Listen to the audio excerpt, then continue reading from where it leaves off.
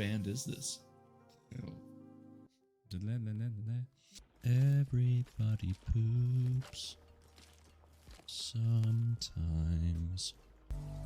Give us this. Wake up, sweetness. Your first time should be more than special. I'm in, Savannah said. Good Lord, Gemma. When a man and a woman, in this case, really love each other, what happens is they fuck. Ooh, hello? Oh, dang it, I lost my fish. This next word almost sounds like Quidditch. Quidditch milade Diana Agosiagath an Fiedian. As much as I love fucking you, sweetness, we stared into each other's eyes whilst I moaned in ecstasy. Having consumed half of the bourbon, I keep saying bourbon. You know, every time I mess up on a word, Stunt Mama just shows up. She had her seductive smile on her lips. I said we couldn't have sex. I didn't say anything about everything else. Ew. Happy to help, biatch.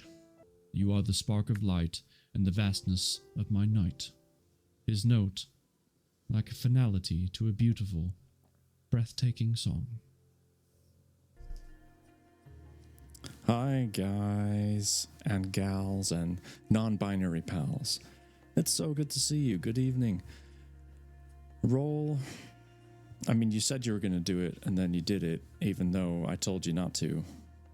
Because you were having fun playing your game. I told you to keep playing your game. But, since you're here, since you have graced me with your presence, thank you so much for the raid. And congratulations, for everyone in chat that does not know.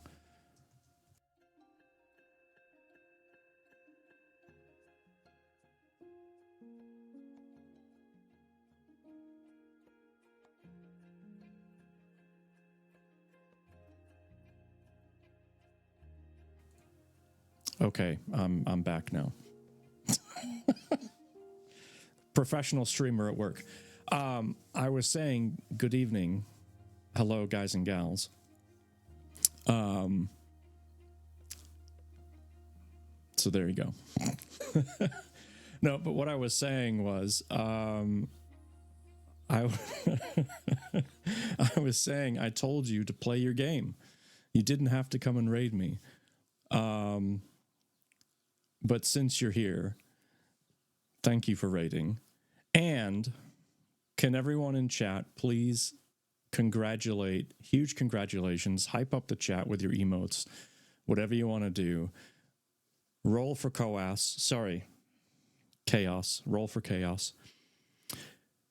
Just reached affiliate. She just got it. So congratulations. Well done. If I actually have an applause. There you go. Nailed it. Well done. You're doing a theater bow. Good.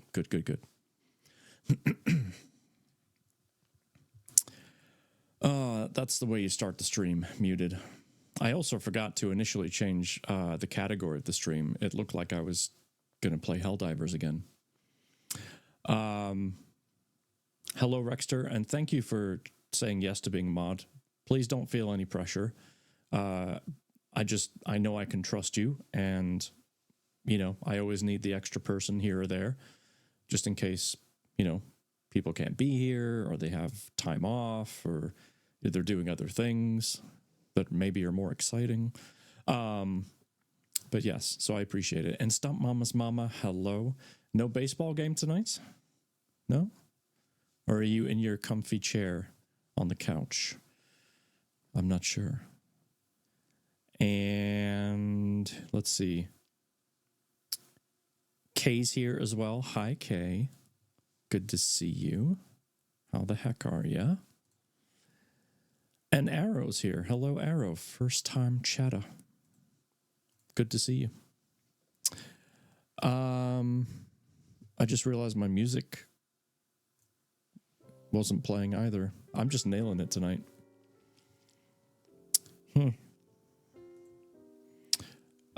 Let's see. I've got you with the HMers that come in. The what? The what? The HMers?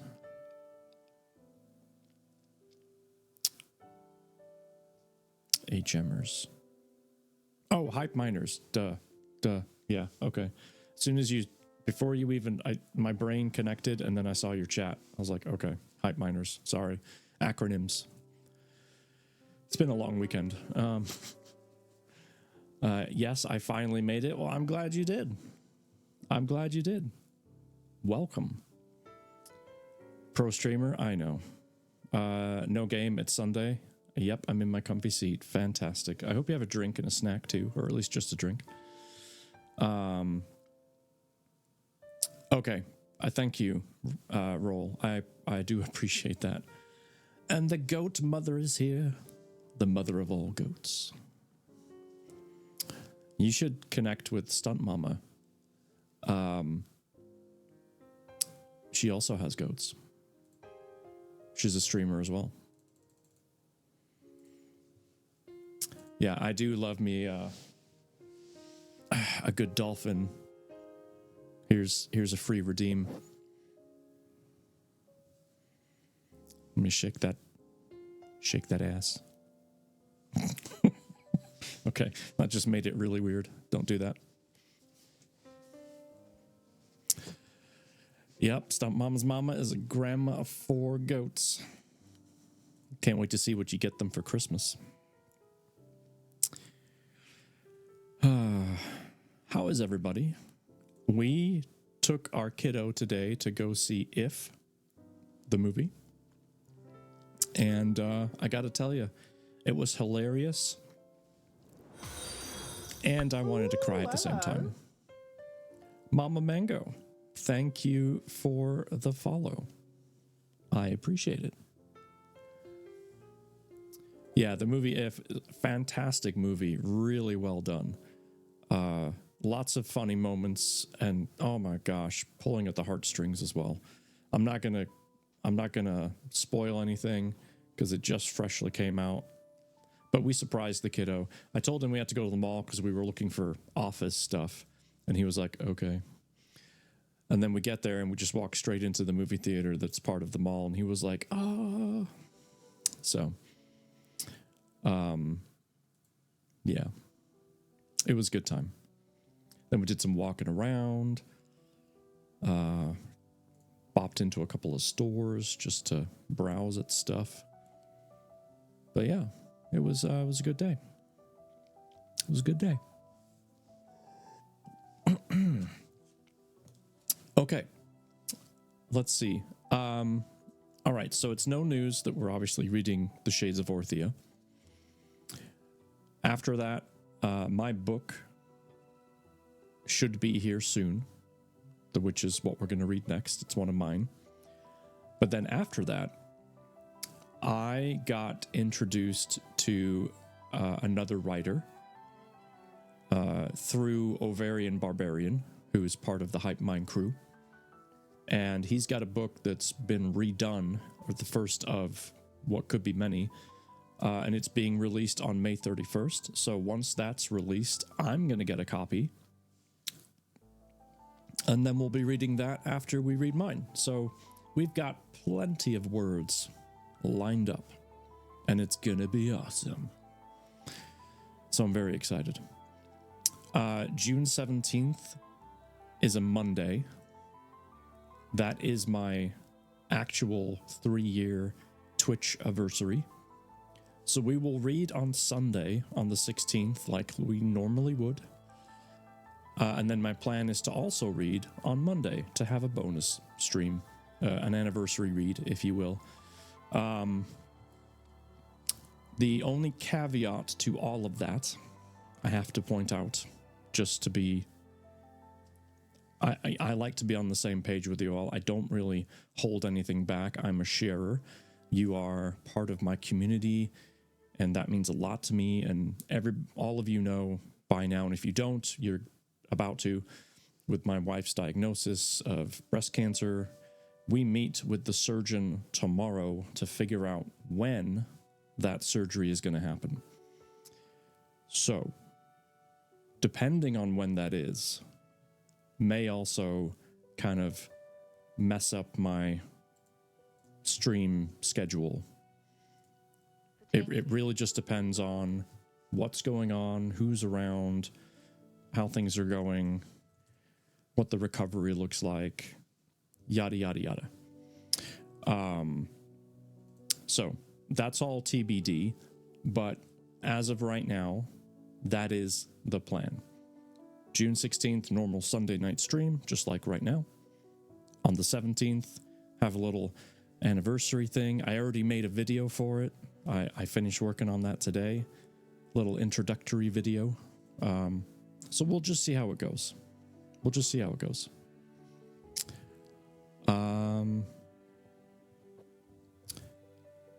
Big warm hug. I appreciate that. And best wishes. Thank you, Arrow. I appreciate that too. My dear friend, please take your time. We will hold you in our thoughts for such a shit time. You take it easy. We will. And we'll absolutely do what we need to. I just like to be transparent with you. Because I have a schedule. I like to stick to a schedule. I don't like to disappoint people. I want to be here for the community. I know because people have messaged me privately to tell me how much they appreciate and sometimes even need the couple hours that we're here reading a book and just relaxing into it. So I see it as a duty nonetheless. And it's for me as well, don't get me wrong. I do this for myself. But yeah. So anyway, that's enough of the business announcements, if you will. Adjourned. All right. Where did I put my puzzle? Because we have one. There it is. Ta-da! I almost forgot about the puzzle. Let me show you what fabulousness I picked out today. And hello, Mad Locust. How are you? Look at this beautiful image. Don't you want to just be there, wherever that is? It looks glorious. Talk about peace and calm and relaxation and just letting the world go by. My goodness, this is it.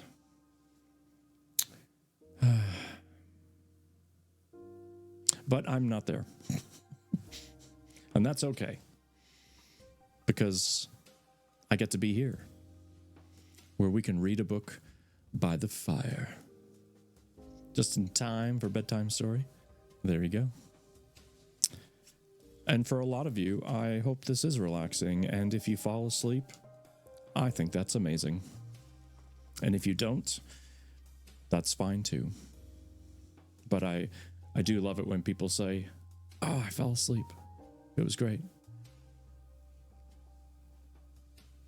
I love that. Speaking of our book, we're on chapter 21. I know I looked at how many chapters we have in this story, but I have forgotten. 35. So we're definitely on the downhill. Which is sad, but not, because then we get to find out how it ends. Although I have a feeling, because I've spoken to the author, and she's just kind of openly talked about this. I really think this book is going to end on a question mark, because she's talked about possibly writing the next one, making it sound like maybe there's more. So we'll have to see.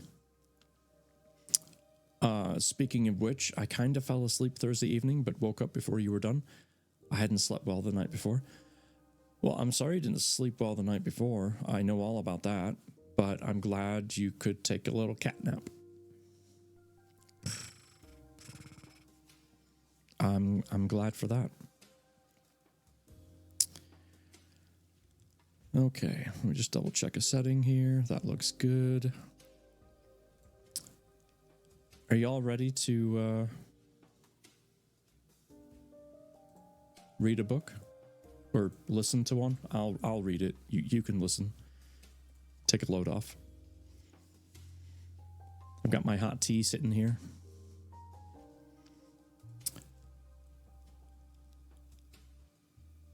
Thank you, Thump. And Mal, of course, both of which are streaming right now. Chapter 21 of The Shades of Orthea. Exclamation mark Orthea if you want to learn more about our author, this book, other books she's written. It's all right there.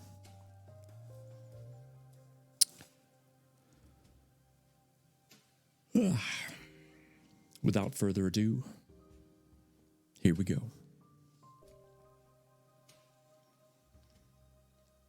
Ivar was not often taken by surprise by anything or anyone, but he was startled when hot breath washed over his face, waking him from sleep. A gruff voice whispered his name, sounding like metal grated against a washboard. He flinched, opened his eyes, and clutched his thick hunting knife to his chest with the sharp point sticking out. Aldo bent over him. Even in the dark, fear flashed in his eyes, an emotion Aldo didn't often show. Ivar pulled himself up. What is it? The girls are gone, sir. Aldo shrank back as he said the words. He knew more than anyone else in the camp how important the captives were to Ivar. Ivar's blood ran hot. Where is Nikolaus? Aldo shrugged his shoulders angrily. The bastard is nowhere to be found. He helped the girls escape. I discovered their empty tent a few minutes ago and came straight to you. Nikolaus was your man, was he not? Ivar's anger rose in waves from the pit of his stomach to the roof of his mouth, searing all the way. Aldo bowed his head. He was. Then you're responsible for him. I'll find him. Aldo took a step back, pausing in expectation of more. Ivar stood and closed the space between them until they stood nose to nose. I expect you will, he growled. After all, you want to keep your head. Aldo gulped. Ivar had never seen him so frightened. Beads of sweat brewed on the shorter man's forehead, and his eyes watered. He flinched every time Ivar blinked. I will. Aldo bowed and made a hasty exit. Ivar sat down to process the news, rubbing the sleep from his eyes. Men outside the tent shouted. Aldo barked desperate orders. Horses whined, saddled, and crinched, and riders galloped into what was left of the night. Grabbing Alina's vial from its resting place by his armor, Ivar stepped into the brisk night air and inhaled deeply to quell the rising panic in his chest. He was never much for disconcertion, but this was the worst thing that could have happened. He had no doubt Aldo wouldn't stop scouring the area until he located and returned the two girls to his master. That was how their relationship worked. Aldo did his job, and Ivar kept him alive. Ivar hated the thought of killing his friend so much he tasted metal in his mouth, bitter and revolting. He'd do what was necessary, but it would come at a high personal price. No matter. Ivar straightened himself and curled his meaty hands into fists the size of red-haired girl's head. The guards near him instinctively shrank back as he passed, giving him plenty of space on the chance he decided to sink his knife into one of them.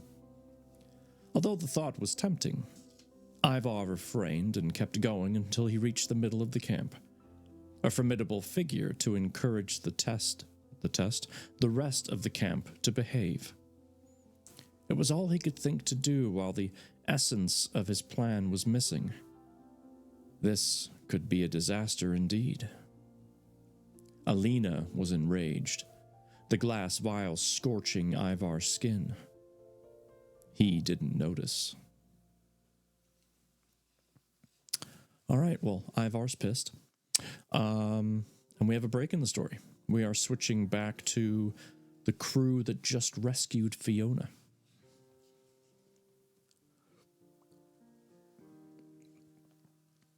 Fiona? Julian's voice drifted through the misty fog of Fiona's thoughts. What was blackness was pierced by the light of his warm, concerned tone. She stirred, stretching arms and legs to make sure they worked. Her muscles protested the movement. Fiona opened her eyes and squinted, trying to get her bearings. White light invaded her vision, and she flinched. "Brandon, put that thing away," Julian hissed. The light disappeared. Fiona's vision cleared slowly, and a dark shape above her face came into focus. Julian. His beloved, handsome face. She reached up and pressed a hot hand to his cold cheek. A dark look passed across his features, and he closed his hands around hers. What happened? Fiona tried to push away the clouds looming in her mind. We used some of your life force to help Moirin. Brannon sounded far away, but his shadow hovered nearby. She'll be okay, but the process we can do. I hate to break it up, Dari interrupted, but we have to get moving. Ivar's men will be looking for her soon if they aren't already. Julian nodded and pushed himself to a stand, bringing Fiona with him. She wavered at first. Her feet screamed in objection.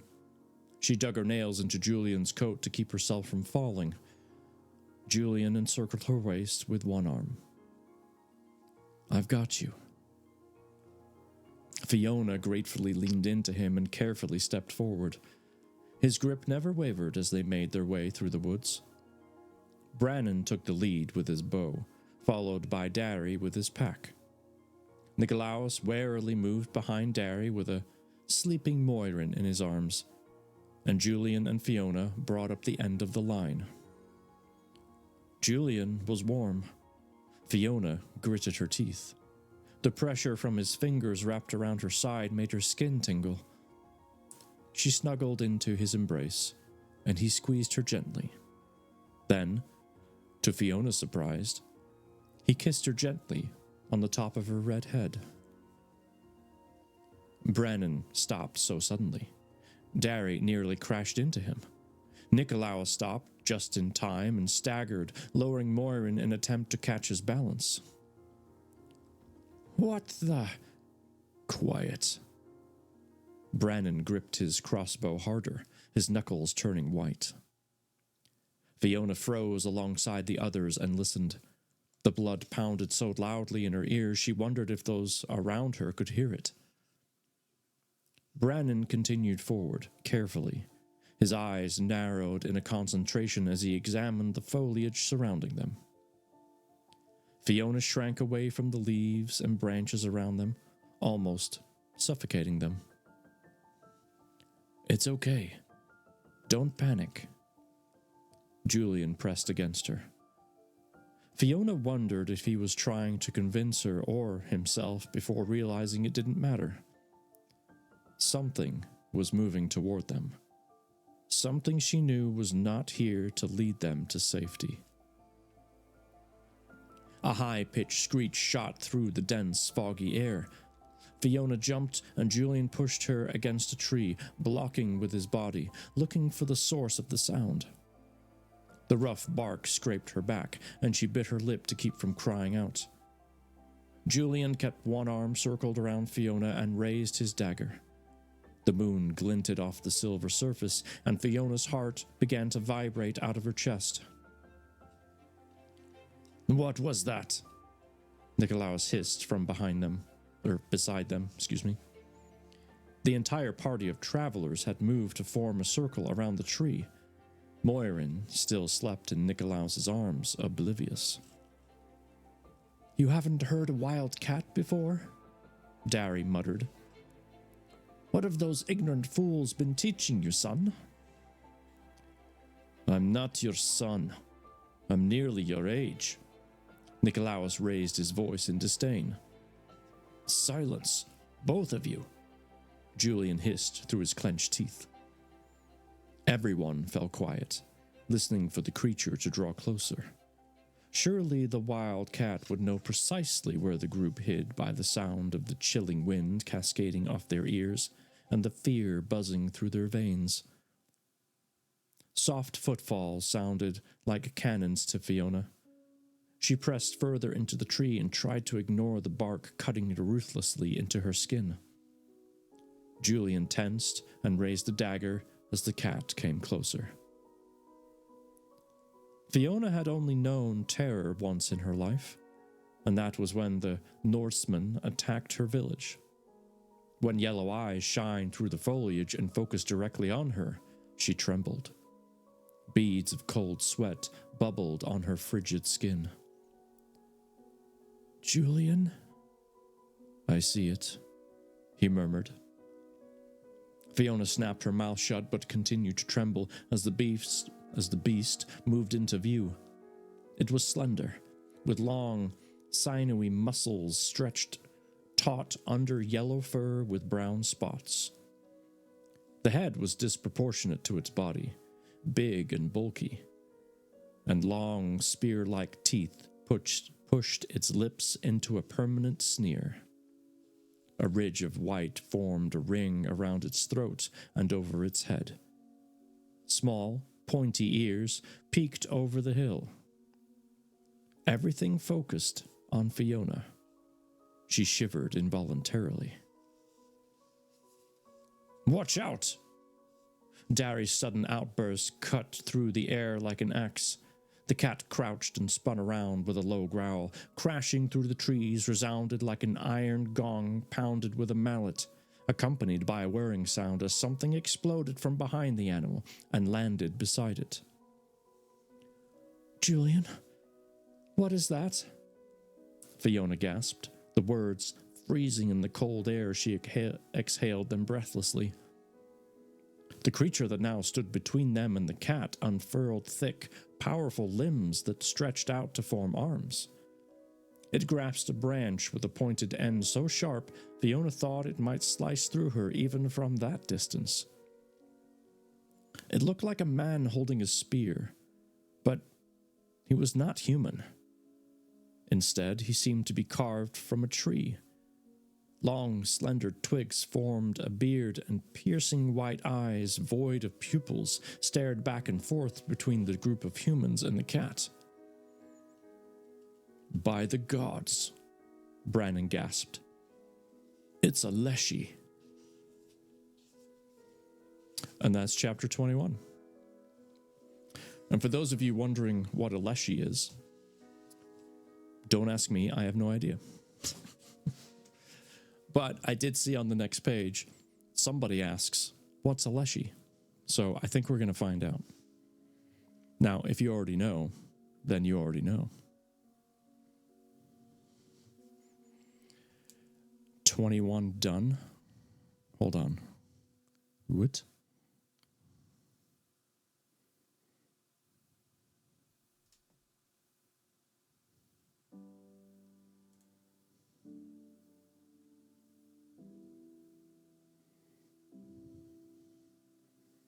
Oh, that's hot. Okay.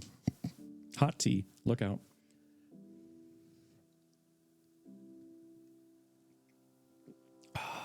Oh, that's good. I made a good cuppa tonight. You know what?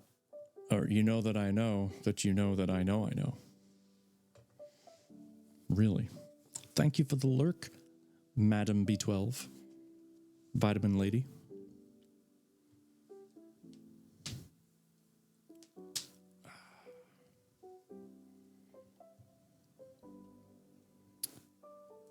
Move that out of the way.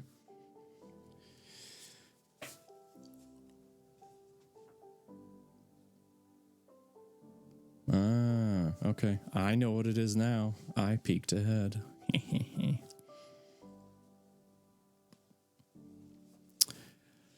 Who would like to guess if a Leshy is friend or foe? Or neither?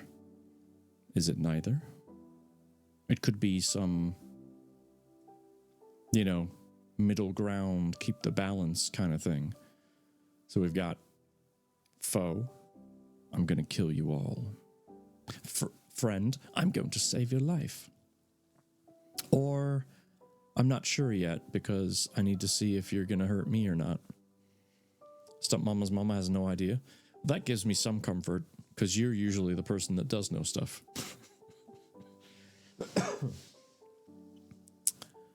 That tea was so good, I'm going to have another sip.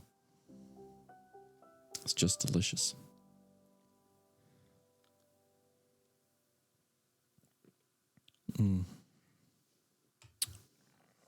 Lovely.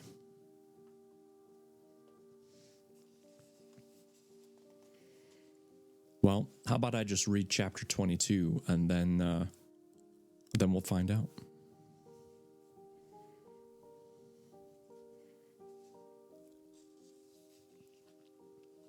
What's a Leshy?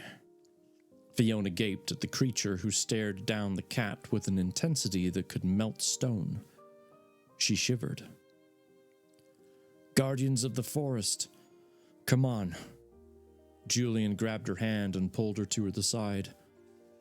So a Leshy is a guardian for the forest. Not sure if you would call that friend or kind of a peacekeeper, middle ground, because I guess if Fiona or Julian started messing up the forest, it would probably go after them too. Who knows? The others followed until they were a reasonable distance from the Leshy and the cat. The Leshy raised the spear and brought it crashing down with such force it drove halfway into the ground. The cat deftly leaped to the side and pounced on the Leshy's side, crunching into its beard and sending splinters flying. The Leshy roared and whirled, sending the cat flying into the trees where Fiona and Julian had just been standing before. Before the beast could recover, the Leshy yanked the spear free and hurled it. The tip of the spear sunk into the cat's ribcage, eliciting a scream from the predator. It snarled and snapped at the spear, but the Leshy had already withdrawn it, and seconds later sunk the weapon back into the cat's tough hide. It stabbed over and over as the cat fell to the ground. Squeals gave way to whimpers, and finally, to silence. With a bellow, the Leshy raised the blood-soaked spear and thrust it back into the torn center of the cat. Squishing flesh and cracking bones froze Fiona's blood. Muscles bulged out of the fat creature as it used the spear to hoist the cat above its head. That's lovely and descriptive. Laughter echoed off the trees around them, a crackly, hollow sound. Then, the Leshy plunged the blunt end of the spear into the ground until it stuck there. "What's it doing?" Fiona whispered. "Making an example," Brannon said from behind her. "For some reason he doesn't want us to be hunted." The Leshy seemed to hear them and turned, leveling white, pupilless eyes on the group. Fiona tensed. "Comrade Omega Borelli, hello to you too. Welcome. It stepped toward them, one heavy foot at a time until it stood nose to nose with Julian. It stood as tall as him, but twice as wide. Leaves sprouted almost daintily from its twiggy beard, which curled down in a tangled braid. The tip of it was flung over its shoulder, out of the way. Fantasy story time? You betcha. Exclamation point Orthea if you want to learn more. Impulsively, Fiona stepped forward. She could feel the creature's hot breath on her face, smelling like flowers and morning dew.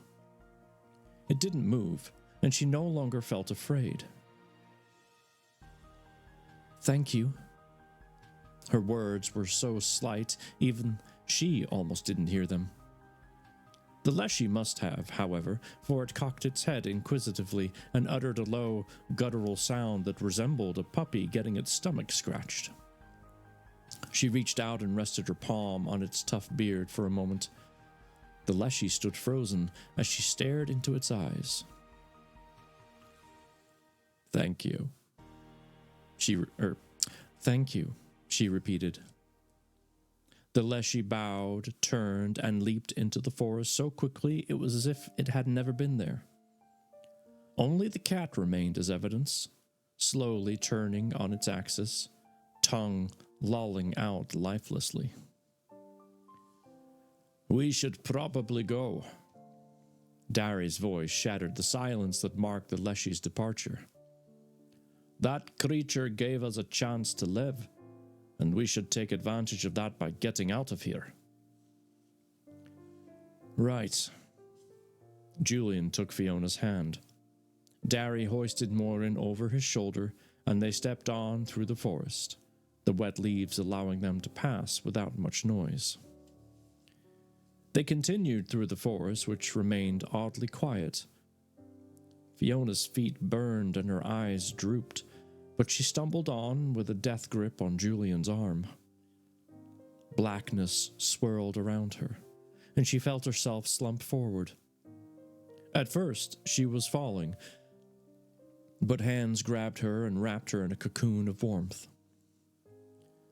She can't take it anymore tonight, Julian muttered.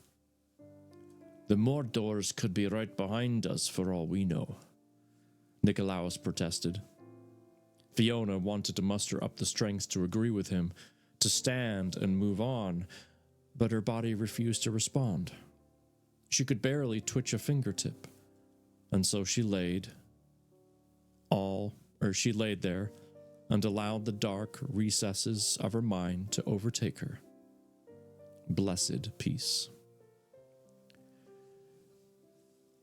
Now we're at another break in the story.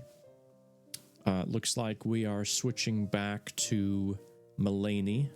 And as a reminder, she's traveling with Leah and Natalie.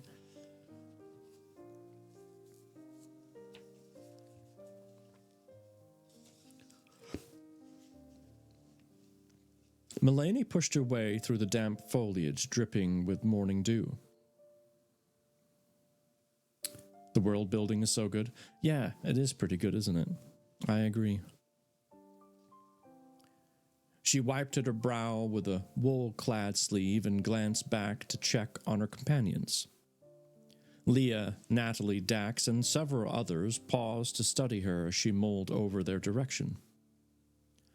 Unlike their traveling methods with the snake cargo they now openly carried weapons of various forms. Leah and Natalie held bows at the ready with quivers stuffed with arrows. Dax also carried a bow, smaller to match his frame, and an equal amount of arrows. For his age, he was good at hitting bullseye as any of them, maybe better. Wait. These guys, mostly gals, left their crew to also go and rescue or help rescue Fiona. They don't know that she's been rescued already. So the question is, are they going to find out? Or is this going to be a mystery? And hey, Ash. How's it going? How the heck are ya?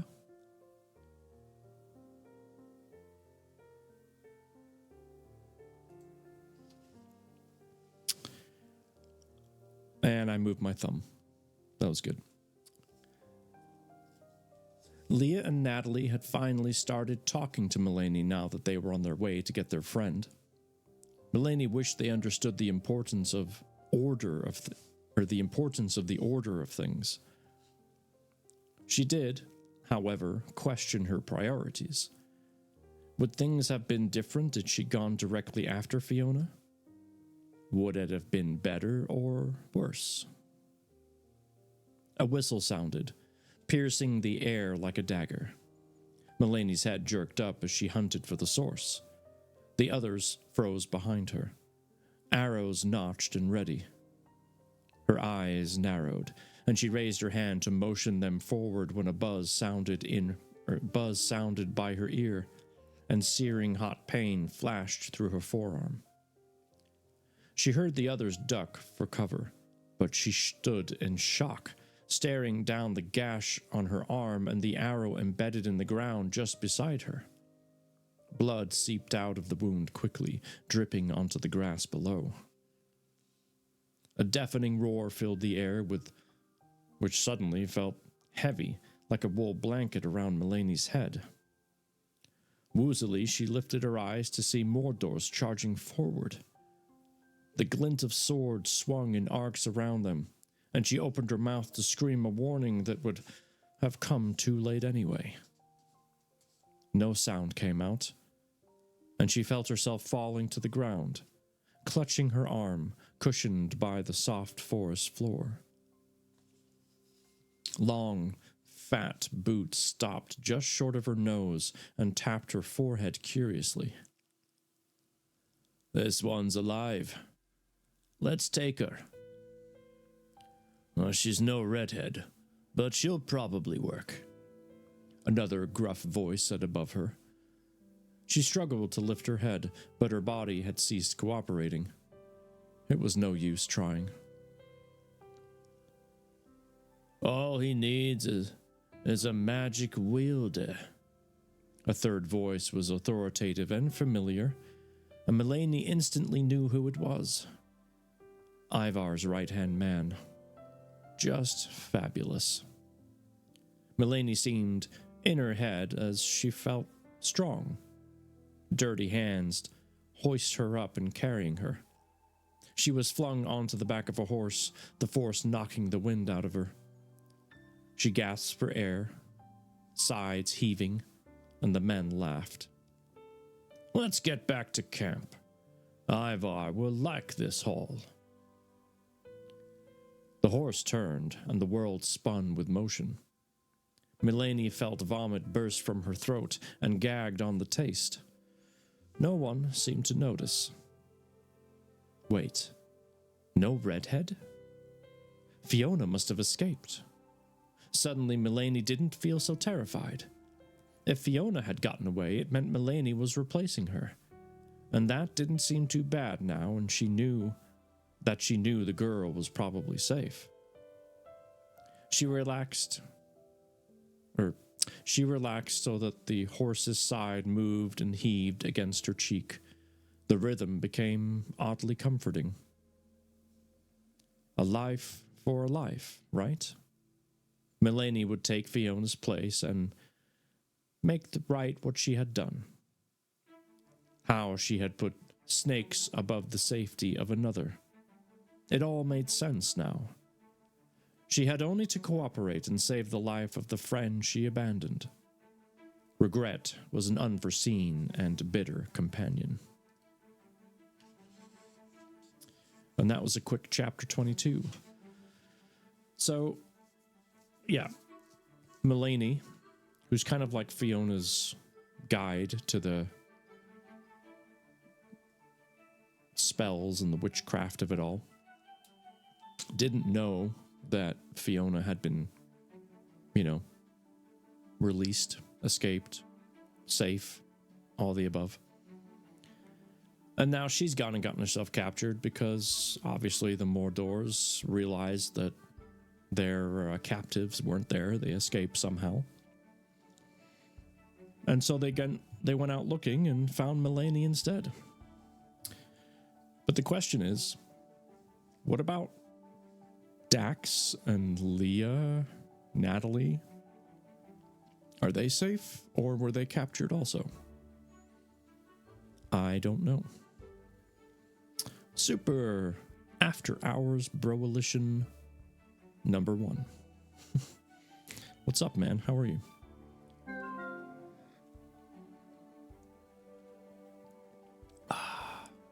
The OG, that's right.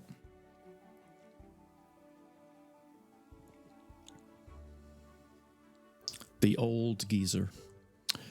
Absolutely.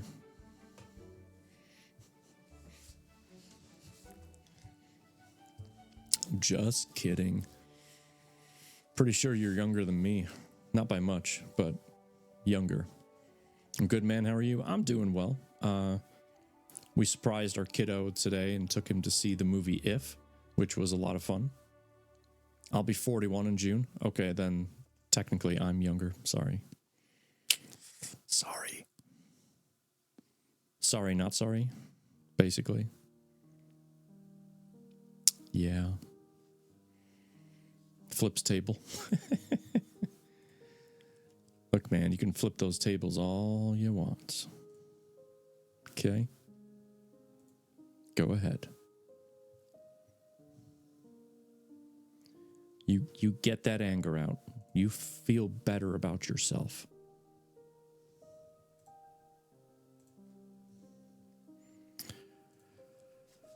Oh. Well, this scenario in the story, this situation has certainly turned itself into a bit of a pickle, hasn't it? Fiona and the other captor are free. Miriam? Miriam? I've already forgotten her name, and I feel bad about that. They're free. Mission success. Let's move on with our lives. But no, now Melanie has gotten herself captured because she decided. This is what happens when you don't communicate, all right? One party goes out to save the girl. Great. Everyone knows about it. Excellent plan. Another party decides, you know what, we're going to go too, but the first party doesn't know. And now you've got this scenario, this messed up situation. See? This is why, kids, communication is important. That's all I'm saying. Communication is key. You can't tell me any differently. That's all I'm going to say.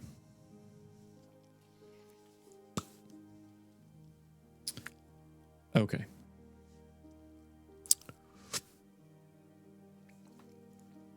It's time for chapter 23.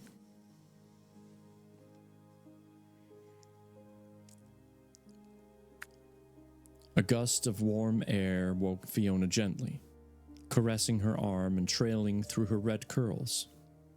Birds chirped cheerfully above her, and she knew morning had come before she opened her ears. Her ears, good Lord. Before she opened her eyes. She heard with her. You know what? It's fine. The others were starting to sit up and stretch. Julian squatted nearby over a pile of twigs. He rotated his hands in a perfect circle, his face intent. What's he doing? Fiona asked, no one in particular. What else would he be doing? Darry's voice was rough and crusted with sleep. Building a fire. As if on cue, small sparks spewed into the air. Flames peeked up through the brush and licked the wood hungrily. The scent of wood smoke reminded Fiona of home. Brannon approached the camp with a smirk on his face as he pulled 3 rabbits from a rope flung over his shoulder.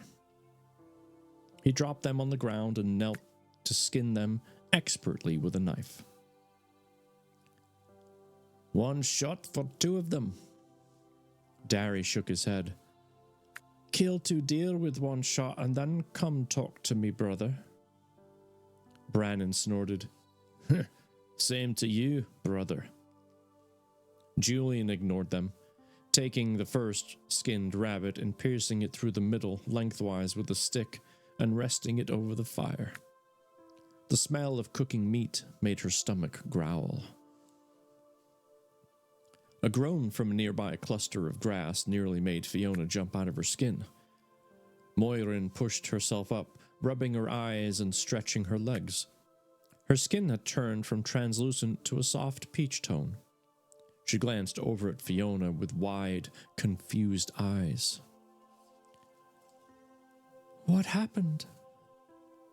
We rescued you, Dari said before Fiona could respond. Fair maidens and all that. Fiona shook her head, resisting the urge to smack him in the back of the head. How are you feeling? Nikolaos approached from the trees behind Moirin. She turned to see who it was and gasped when she recognized him. Scrambling to her feet, she stepped back until her thin back connected with the trunk of a tree behind her. Get away from me, she screamed. Fiona leaped to her feet and rushed to Moirin's side. It's okay. He helped us get you out. He's one of the monsters, Moirin whispered, hot tears forming in her eyes and threatening to fall. He's reformed, I think, Brannon muttered, eyeing the young man distastefully. I'm sorry for all you went through, Nikolaos said softly. If I could take it back, I would. But you can't, Moirin spat on the ground. You never will. Fiona put her arm around the girl's shoulders and pulled her close. I said it's okay. Come, eat something. I thought I was dead. Wait, who said that? Oh. You would have been, had Fiona not healed you. Dari stepped forward and offered Moirin his hand. She grasped it tentatively, looking around at everyone before allowing him to lead her to the fire. The group took places around the fire, and Julian began handing out strips of tender, delicious rabbit meat. Fiona always thought rabbit had nearly no taste, but today it was as flavorful as the best cow from her village. No one spoke until every last morsel was eaten, and Julian began kicking dirt over the flames. Brannon snorted. Come on, brother. You can do better than that. He snapped his fingers, and the fire vanished. Not even smoke remained. There's no harm in doing things the old-fashioned way. Julian grabbed his pack. We should be on our way. Fiona helped pack up bedrolls and smooth out footprints in the dirt.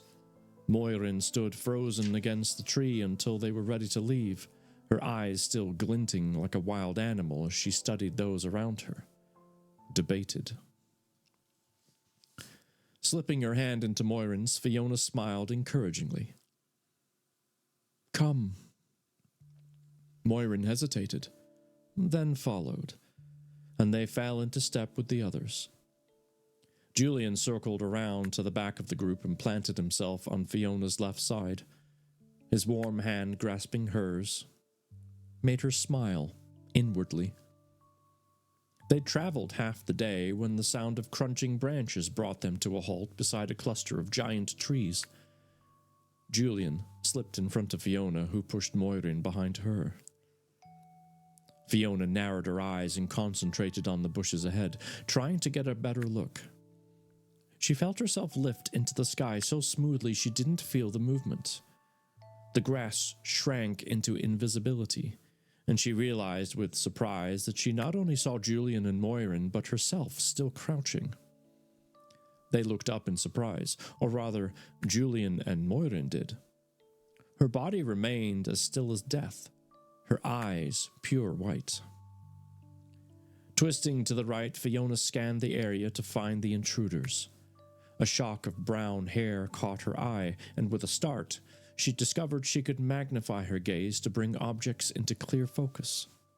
It took less than a second for her to recognize one of the souls crashing through the woods with little to no coordination, falling over limbs and scrambling back to his feet. Dax. And then there's a break in the story. And the real B12 is going to get in on the puzzle. Better look out, Super. Got some competition now.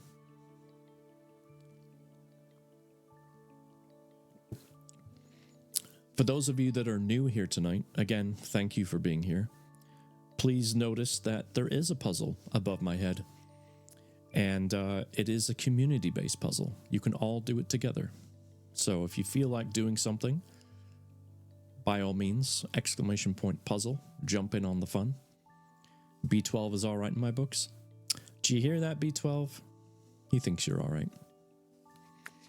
Oh, and let's shout out my newest mod addition to the family.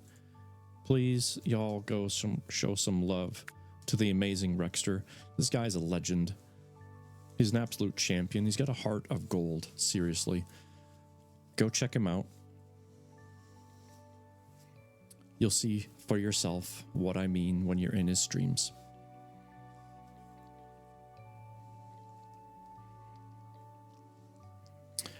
And we'll do some other shout outs here soon. We want to make sure B12 is recognized and Super with the After Hours Broalition. I mean, you can obviously click on their name, although Super is it easy to find the After Hours by clicking in your name?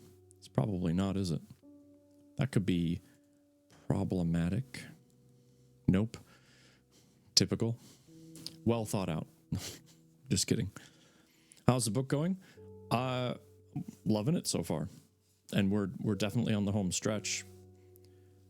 It's got twists, it's got turns, there's characters that we're getting to know.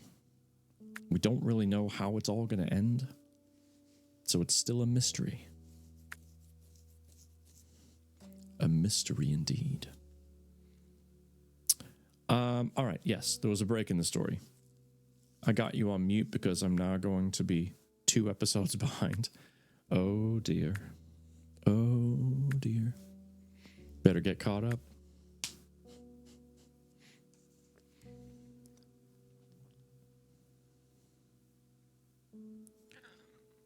What are you doing here? Dax eyed Fiona wearily. I should ask you the same thing. I get to listen to them tonight at work. Oh, there you go. Perfect. Where's Mulaney? Fiona tried to dim her stern tone, but it was futile. The two stood almost nose to nose where they had been since Fiona had landed back on the ground. Fiona's green eyes lit with anger. Her words came forced between gritted teeth. Where is Mulaney? The Mordors took her. Dax's eyes welled up with tears. I think they're taking her to their leader. Fiona heard crashing through the brush just before Julian and the others burst into view. She wondered at Julian's wild expression as she reached her, grabbed her shoulders and shook her. I knew it! What is wrong with you? Fiona stumbled back out of his grasp. Your companion, Fiona. You don't know? Julian closed the gap between them again. I saw it. I saw you. That's some eagle, if I do say so myself. Darry guffawed from a nearby tree. Moirin stood rigidly next to him, remaining silent and wary. Eagle? Fiona was confused. A beautiful, golden eagle, Julian gushed. He was like a little boy with his devilish grin. You became part of it. You rode it. I would like to ride an eagle. Just saying, not jealous. America. Before Fiona could break through her own confusion, Dax was on Julian. He knocked him to the ground and, raising a small, white-knuckled fist, hit Julian in the nose. Hard. Blood spattered onto his hand, and he moved to strike again just as Brennan and Derry pulled him up and away. The hell? Julian spit blood that had run into his mouth from his nose, and it speckled the grass below. What is your problem? Melania's gone because of you. Dax strained against the firm grips of Brennan and Derry. You left us. Now the Mordors have her. Julian sobered. What? They're going to hurt her. Dax was now shrieking at an ear-piercing level. It's not good. Tensions are high. Fiona flinched. Leah and Natalie limped forward to comfort him. It's all your fault. Okay, calm down, Brannon ordered. Dax stopped struggling, but his eyes seared through Julian, and his expression was murderous. His arms shook with the effort of his clenched fists. We go back to the elders and assemble an army. Derry piped up from his place next to Moirin. Oh shoot, there's an ad starting in like 50-some seconds, so I'm gonna snooze it because we're almost done with the chapter. Then we can run the ad. Derry piped up from his place next to Moirin. It is obvious we cannot do this alone. Fiona tilted her head. You think they will help us? I know they will. Dax's tone was desperate. We have to go now before it's too late for her. B12, Super's watching you. With beady eyes. Julian had thoroughly wiped his blood on his shirt sleeve by then. Then why don't we go and not waste time trying to hurt each other? He asked roughly. Dax ignored him. Don't forget who I am and what I've done for you. Julian scowled. He slung his pack over his shoulder and turned east. Let's go. He marched forward without seeing if anyone would follow, which, of course, they did. Fiona's mind raced as she hurried to her place beside Julian. Her place? Since when had she begun to regard him in that way? She wasn't sure, but she also couldn't say that it was a terrible idea. She glanced back and saw that Brannon and Derry remained close behind them. Moirin drifted beside Derry and cast a wary gaze at Nikolaus periodically, as if she was afraid he would coil and strike at any moment. Dax, Leah, and Natalie took up the rear. Dax leveled a vicious glare at Julian and managed to maintain it without stumbling on sticks and stones that littered the floor of the woods. Fiona had to wonder how long he had practiced that. She also hoped he wouldn't try to attack Julian again, as that possibility hung in the air like a dark storm cloud. Think you can do it again? Fiona jumped at the sound of Julian's voice. She turned to face forward again like a child caught stealing meat from the table before supper was ready. What do you mean? Bringing your companion forth, riding it. You have no idea how magnificent that sight was. Julian grinned, visibly relaxing. Magnificent? I don't know if that word could ever be said for me. Fiona's cheeks burned. You are too kind. Or, Julian studied her intently, you do not credit yourself enough. Fiona's red face intensified until she could hear her pulse in her ears. Perhaps you credit me too much. After all, I am single-handedly responsible for all this mess, despite, she lowered her voice, the assumption of others. You are responsible for nothing. Julian's jaw set determinedly. You can say that all you want, but that doesn't make it true. Fiona focused on the terrain ahead and avoided his scrutiny. I'm a pretty good judge of things, Julian laughed. Don't underestimate me. Dax didn't like the amiable conversation. Shut up. Someone might hear you, he snarled. Fiona and Julian said no more for the time being, and she allowed herself to drift into deep thoughts, notions involving flying and a golden eagle beneath her. And that's the end of chapter 23. So Dax is obviously the youngest of the group, or at least down there. I think it's like Natalie, then Leah, then Dax, but Leah and Dax might be very similar in age. But yeah, definitely got some fire in him, that's for sure. 23 done? What are you talking about, Roll? I'm so confused.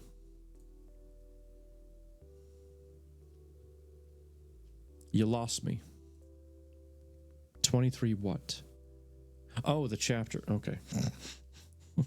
Yes. Okay. Yep.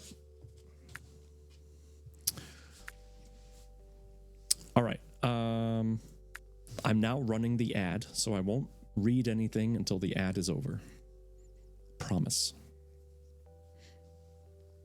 I will sip my tea. No, you're not super? I will take away that pink diamond if you keep this up. I swear your attitude, oh, it is that of a teenager.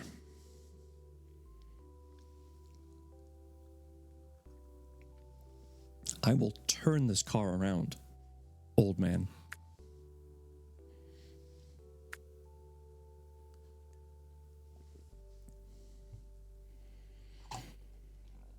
You know, speaking of, January 31st is my birthday, which I share with my son, actually. He was born on my birthday, which was an amazing gift all by itself.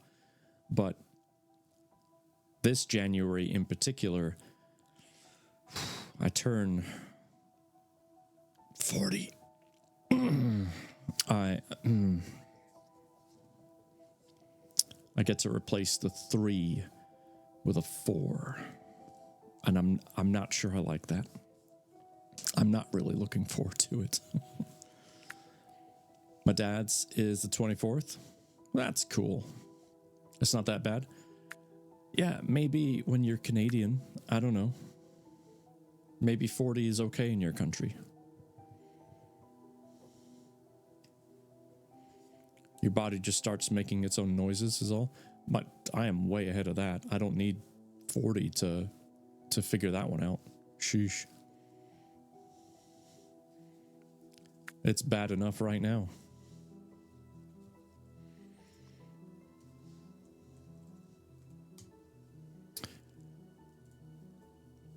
Don't forget to check that link out for those of you that may have had some curiosity about our author and other books she's written. She is a great writer. I'll give credit where credit's due. It's actually, I'm not going to lie, I know the ad's done. We'll get back to reading here in a moment. Welcome back, though, by the way. It's making me a little bit nervous about reading one of my books. Believe me, been there, done that. But every day above ground is a great day. Remember that? Pitbull. About being 40, yes. I hear you. I hear you. It's more like the downhill slope. Like early 30s, excellent time of life. Once you start getting to 40, for me, and then again, this is just me, I just start feeling that like the downhill approach is right. Like I'm right on the tip of the hill, and we're about to, you know. When I get stressed about getting older, my dad always saying, well, It's better than the alternative. That's true. That's true. And then here's Stop Mama's Mama. Well,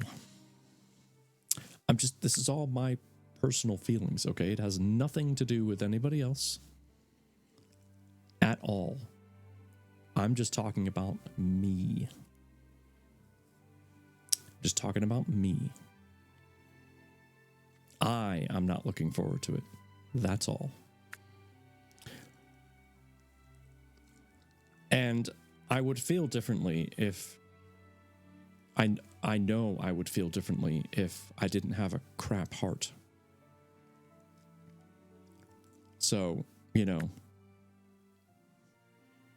that really does have a lot to say about my feelings towards shifting from the 30s to the 40s. Yeah, so Roll, I don't know if you knew this or not, but when I was 25, after being in the United States for a while and getting my citizenship and all that stuff, I joined the United States Air Force. Aim high. And while I was going through training, something felt off. And I'm giving you the Reader's Digest version right now. Something felt off. I had it checked out. They told me that there's something wrong with your heart. We're going to basically remove you from active service. You're going to go back to being a civilian, and then you can check it out and actually, investigate further what it is that's going on. But we know it's a problem, and therefore you could no longer serve.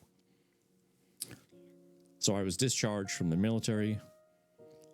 And then shortly after, of course, we started looking very quickly into what was going on, saw specialists, yada, yada, yada. Turned out I have a genetic heart condition called non-compaction dilated cardiomyopathy. That last cardiomyopathy is the key piece of it all. Longer story, even shorter. I know I will have to have a heart transplant at some point in my life. It's just inevitable. We found out it's genetic. No one else in my family that's been able to get tested has it. Well, except for my son. He has the gene, which that's another story. My dad passed when he was in his mid-50s, but he didn't know about it. He died of heart attacks, but it's probably induced by obviously his habits, but also the cardiomyopathy, because he probably had no idea. It's kind of it can be a silent killer, because unless you find it, most people don't know they have it. So, for everybody out there, male, female, whatever, go get an echocardiogram done of your heart. It's an ultrasound. It doesn't hurt. It will tell you a lot of information, and it will also tell you if there's any problems with your heart. And something like cardiomyopathy may never be known, because I was fit, I was healthy, my body was really good at compensating for the lack of my heart. When I learned about my condition, my ejection fraction, which is how strong the heart is pumping blood, oxygenated blood through the body, was less than 10%. Less than. The average normal adult is pumping at 60 to 70%. I was under 10. They don't even know how I was walking. So, all that to say, I will need a new heart someday, and the older I get, this is where the whole doom and gloom of becoming 40 comes in. And I know I'm sidetracking insanely right now from the book, but we're here. As I get older, things get harder. And the past 6 to 9 months in general, I have noticed a downward trend in my ability to maintain energy levels. I mowed my grass a few weeks ago, but I barely finished. I wasn't even sure I was going to make it back inside. There's other things that have happened in life that should be normal that are now becoming more laborsome. One single flight of stairs, I start to notice I get winded now when I reach the top. Normally I can go 3 or 4 flights of stairs. So there's little cues. And actually, funny enough, the same day as my Twitchiversary, I'm going in for some tests to check certain levels, like my blood oxygen level when it's put to test. So I'll have information about that night if I get to stream. So that's the basic reason as to why I'm not looking forward to getting older, is because that knowledge of needing a new heart gets closer as I get older. And I can't say I'm looking forward to it. It's fucking scary, is what it is. But we'll figure it out one day at a time. So there you go. That's the news, and that's why I don't want to get to 40. So if we can just not turn 40, I'll be all right with that. Let's just pretend it didn't happen.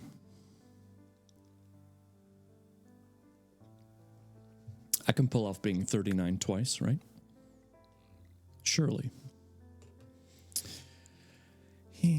Echoes are so easy and quick. Get your ticker checked out. Absolutely. Thank you for sharing. Yeah, I'm an open book. And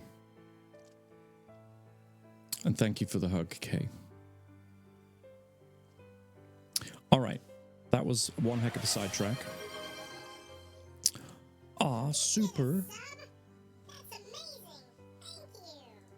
Thank you, buddy. Thank you for gifting Kay a sub. You have an echo on Friday? Oh, I hope it goes well, but good on you for getting one. I hope you have good results from it. And echoes are great for figuring out a lot of different things. It's not just about the ejection fraction. It looks at all kinds of stuff. So, thank you, Super. I felt that in my jellies. What?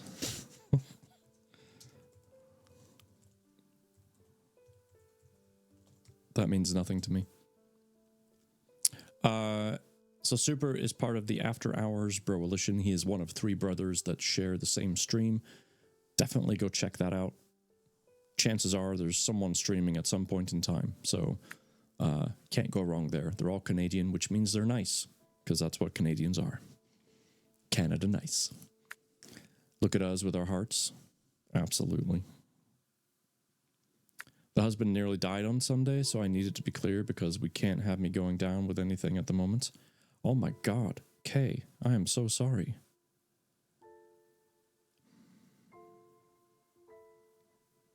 It's too much of this. There's too much.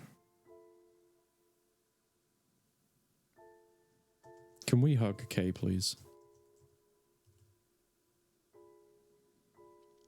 I'm glad he's okay now, but seriously, that's scary.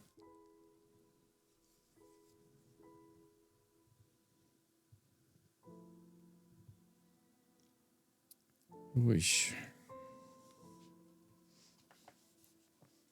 It was? Yeah, I can only imagine. I mean, I've had scares myself, but it's different when it's somebody else and not you. You know what I mean?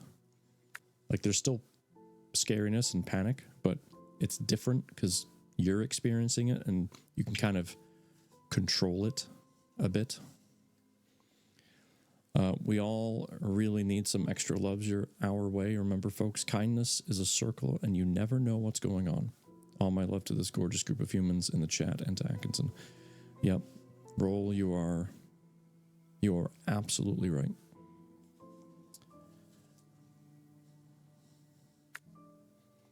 Kindness is free, and it's never underrated. Okay. Let's read chapter 24.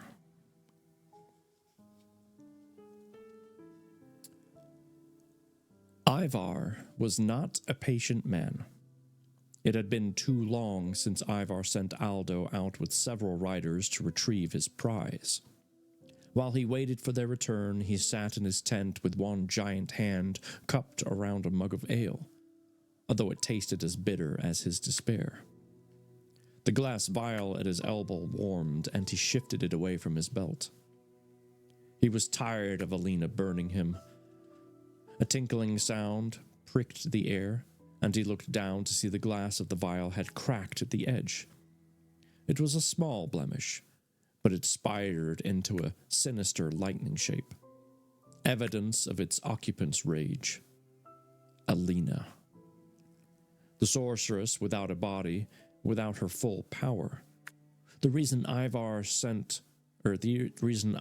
bothered to kidnap a girl in the first place, and the source of his current irritation. Alina needed a body. Hi, Killa. Without one, she had great difficulty wielding the power that once was hers. In exchange for a body, she would help Ivar take over everything he could set eyes on. All they had to do was get a female body to Old Grange alive. A shade. He'd already tried bringing a normal girl, and that blew up in his face. Ivar grew frustrated. It seemed that holding on to a girl was too difficult for an army of Mordors. Ivar shook his head at the thought, gritting massive squared teeth and pushing himself to stand. He downed the last of his drink and slapped the cup on the table beside him as horses whined, greeting to each other in the distance. It sounded like the search party had returned. There was no time to waste. If Aldo had failed him, he would have to find an alternative. Ivar ducked under the doorway of his tent and approached the band of Mordors. Wow, God, that scared the crap out of me.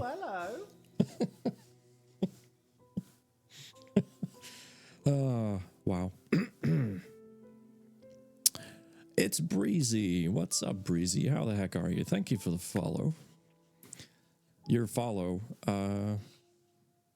scared me. I was concentrated. Breezy is another part of the Hype Mine. She was streaming earlier today, actually.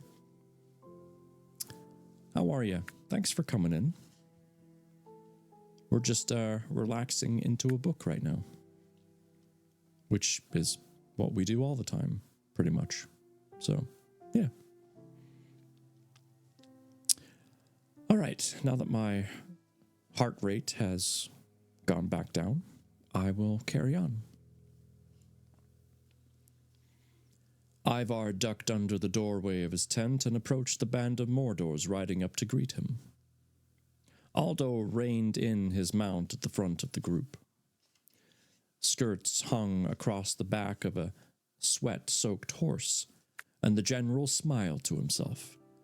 It was about time they lived up to his expectations and did anything right.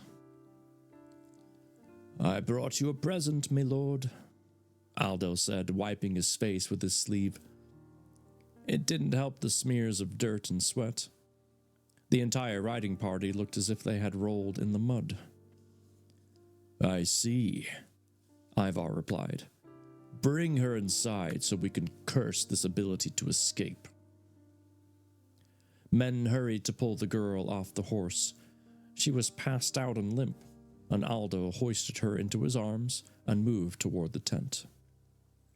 Super cute background, Helicozy. Thank you. Yeah, I like to have different variations depending on the book we're reading. Something was off.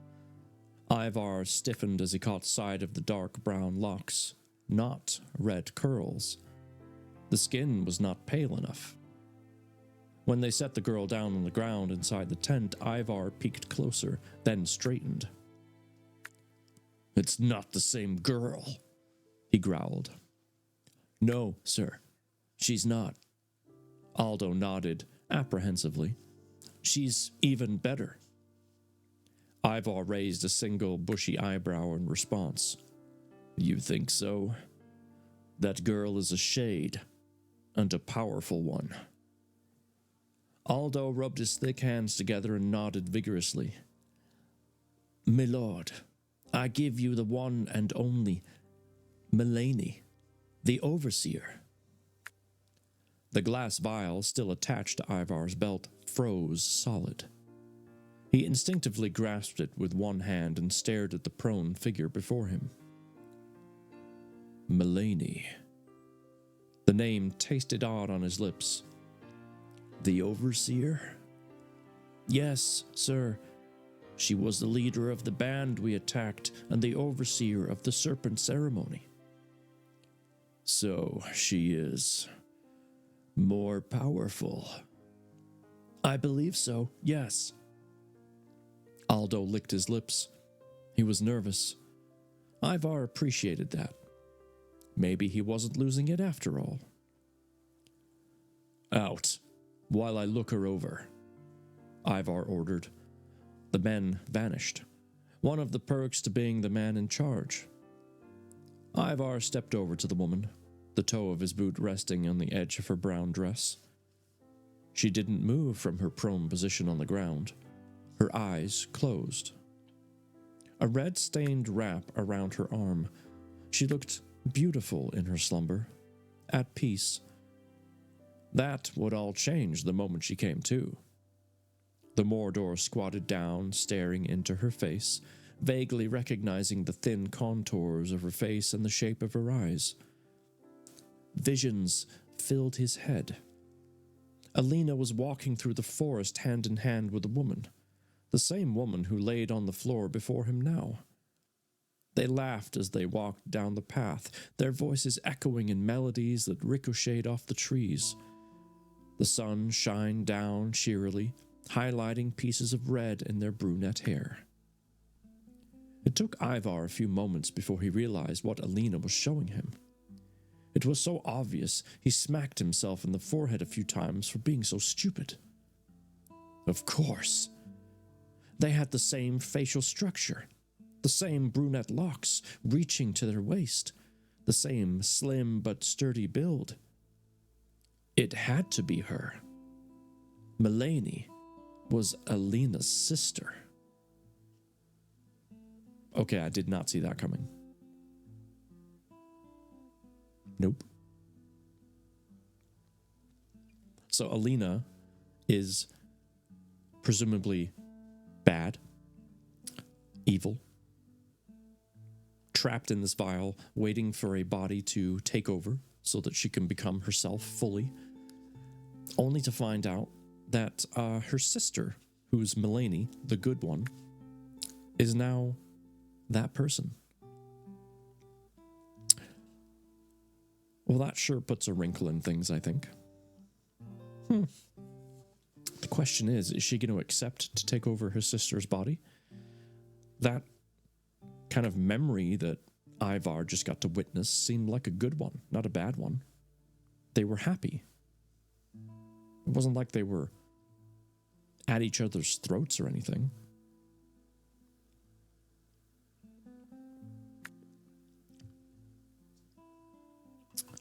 That's interesting.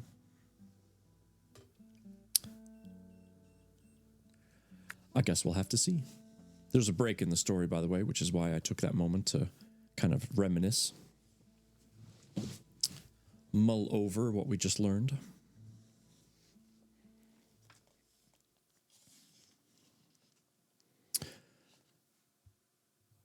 The lake was beautiful. It shimmered and rippled with the breeze. Julian called it Wickard Lake, quite like the unoriginal name in Fiona's opinion. She told him so as they sat on a stumpy log and rested beside the water. I suppose I could rename it. Would Lake of 1,000 Water Drops work for you? Julian grinned. Fiona rolled her eyes. You can't just rename something just because its current name is terrible. You can't change everything to suit you. Sure I can. I'm a shade, remember? Something tells me that has nothing to do with being able to name a landmark. Fiona shook her head, and Julian laughed. A figure moved to the far left. A boy stretched down and pushed his hand under the surface of the water's edge. A scowl etched across his face. Fiona worried about the deepening lines in his forehead as he swished his hand around and watched the water turn in response. Dak seemed to have aged overnight. He had been a cheerful young man during the Shade's journey, and now he looked older, heavier somehow. It was concerning. The boy had barely spoken a word since he had found them escaping from the Mordor camp. Leah and Natalie, nursemaids for the Dr. Stelios, or so Fiona thought before, were just behind him, huddled together. Their hair hung in dirty straggles, and their faces were drawn. Fiona thought of her and Julian laughing and felt a stab of guilt. They were over there mourning the possible loss of their leader, and here she was making jokes. Maybe we should get going? Julian's face sobered as he watched Fiona stand and brush the dirt off her dress. It was no longer even close to white, but she didn't care.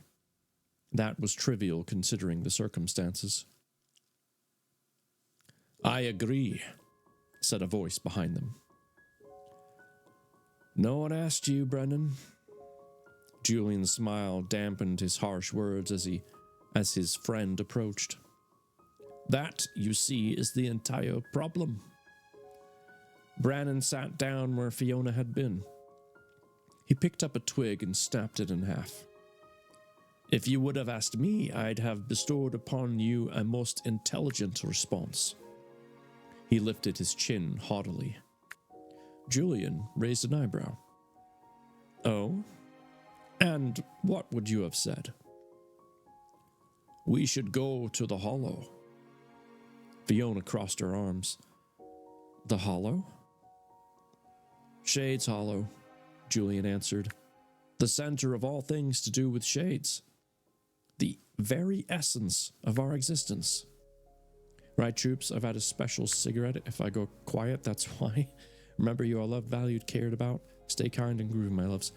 I hope you have a good rest roll. It is very late for you. Get some rest. Go to sleep. Go to sleep. Close your eyes, little chaos.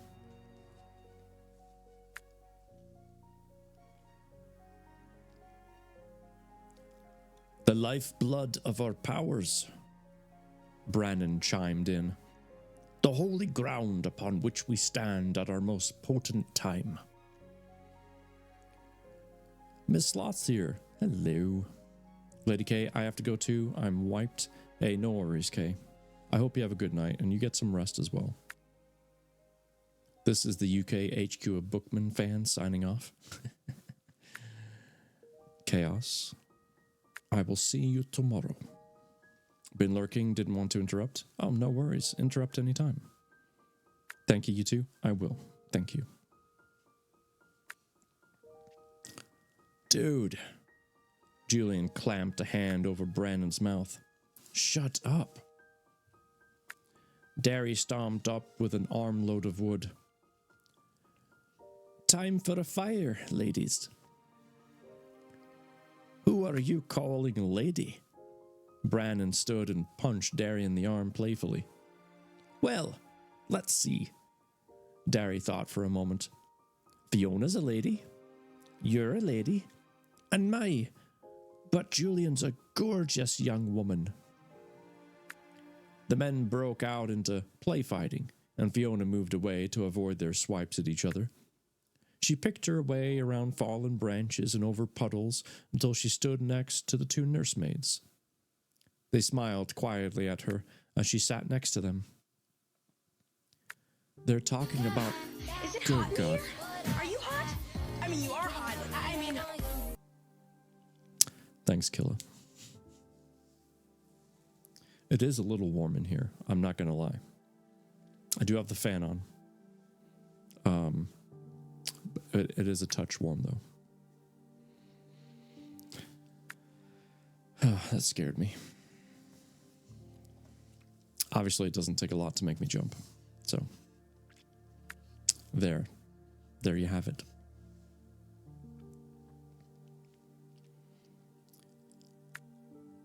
They're talking about going to the Shades Hollow, Fiona said. That would be best, Leah sniffed. Maybe the council will help. The council shouldn't have been necessary. Dax growled from his position a few feet away. He continued stirring the water with his hand. Maybe not, but it is what it is, Natalie said. I wonder if they have held the ceremony yet, Leah said. Natalie held up an arm, moved her hand in a small circle, then shook her head. I don't think so. What is the ceremony? Fiona asked. We cleanse our holy building, which brings our power to full force, Natalie explained. Every year around this time, our powers dwindle until the ceremony is completed again. So, you have no powers right now? Fiona was confused. Julian had seemed to have no problem. We have powers, sure. They just aren't full strength. We can't even call our affinities. Leah studied Fiona's face a moment.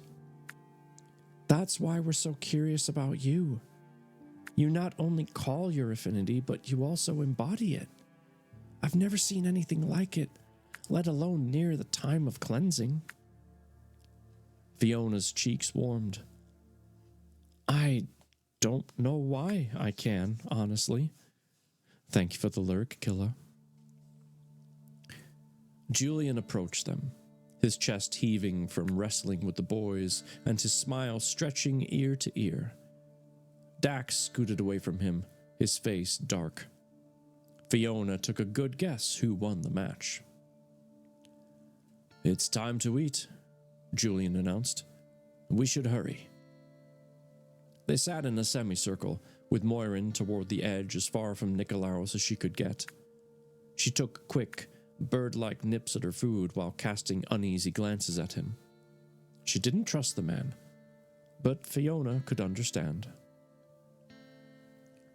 Could you do it again? Fiona took a moment to realize that Brandon, was talking to her. She sat up straighter and shrugged, plucking at the berries in her hand. I don't know. I didn't exactly do it on purpose. I think you should try, he urged, popping the last of his meal into his mouth. Don't pressure her, Julian said.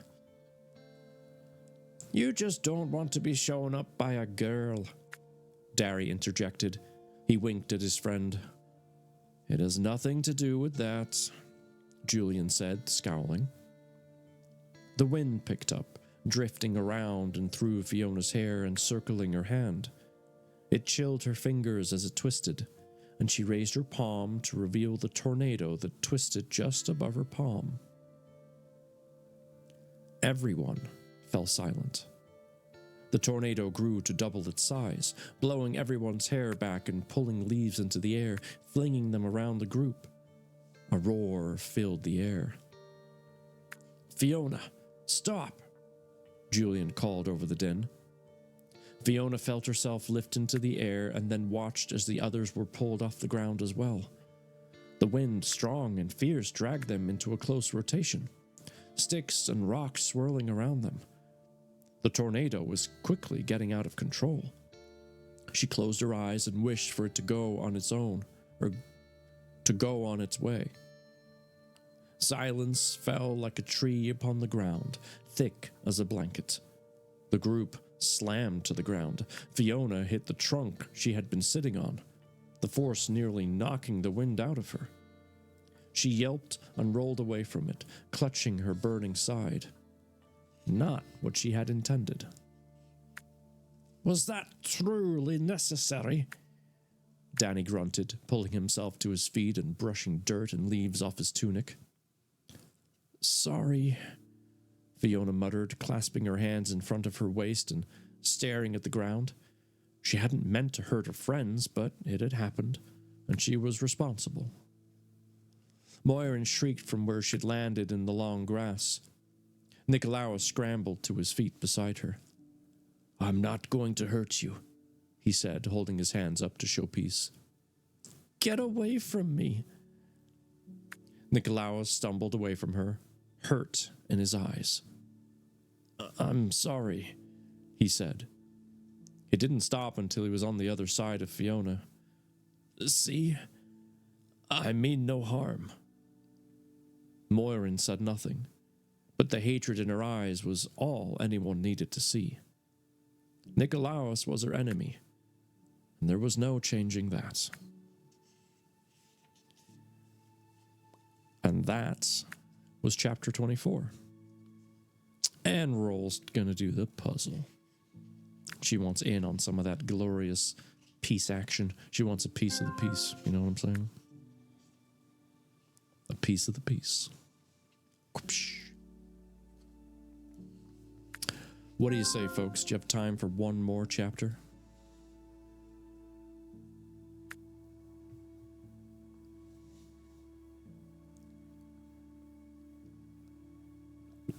Yup, and yeah, boy. I love how different everybody is in this group. So many different personalities, and it's great. Everyone coming together.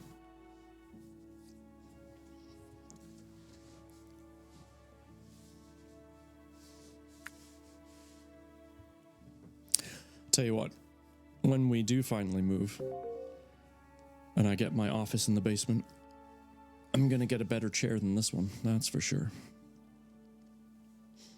I have so many plans. You don't even know. I get to have my smoke and relax with a puzzle. This is what dreams are made of. Whoa. Whoa, man. Totally. Dreams, bruh.